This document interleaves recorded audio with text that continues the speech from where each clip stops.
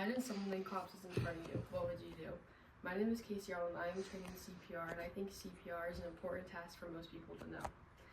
Today I'm going to be showing you how to check for the responsiveness and the pulse of your patient, how to use an AED, and how to do the steps of CPR. The first step of CPR is to check for responsiveness in your pulse. To check for responsiveness in a patient, you can either yell a question at them, such as, "Are you okay?" Or two, you can gently shake them or hit them to see if they give you a response. To check for the pulse on your patient, you can take 2 fingers and put it on the side of your neck to check for the pulse. You can also take 2 fingers on their wrists and feel for their pulse. The next step is to ask someone to get an AED and to call for 911. An AED is an automated external defibrillator, and it's used to help shock the heart back into rhythm. To use it, you plug the cable into the machine and you turn it on. This is a training device only. Then no shock will be delivered. You take the first patch and put it under the right side of the chest. Remove clothing from person's chest. And you take the other patch and you put it on the top part of the left side of the chest. Attach pads firmly to person's chest. Then you listen to the directions on the machine, and if the machine advises a shock, you'll tell everyone around to clear.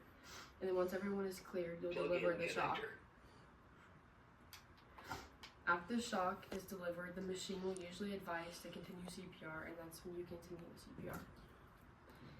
Now for CPR, the ratio of compressions to breaths is 30 compressions to 2 breaths. For compressions, you're going to interlock your fingers and use the heel of your hand to give the compressions in the middle of the patient's chest. Compressions should be around 2 inches deep, and they should be around 100 to 120 beats per minute. Then, for the breaths on your patient, you want to use a pocket mask if it's available. If not, you don't have to, but it's more sterile for you. And you're going to put your hand in the C around it to make sure that it is suctioned to the patient's face. And you're going to tilt the patient's head back slightly, and you're going to deliver 2 deep breaths.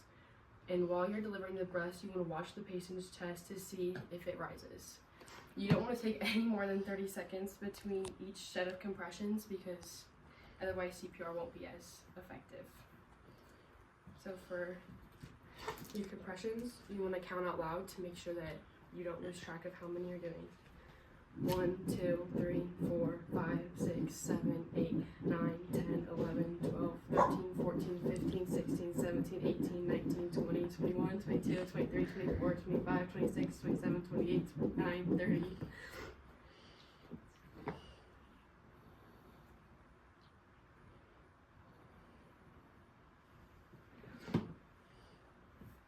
If there's anyone else around that knows CPR, you can also ask for their help, because if CPR is done correctly, it can be a very tiring task. So to give the most effective CPR possible, you want to ask if someone else can help and switch out with you.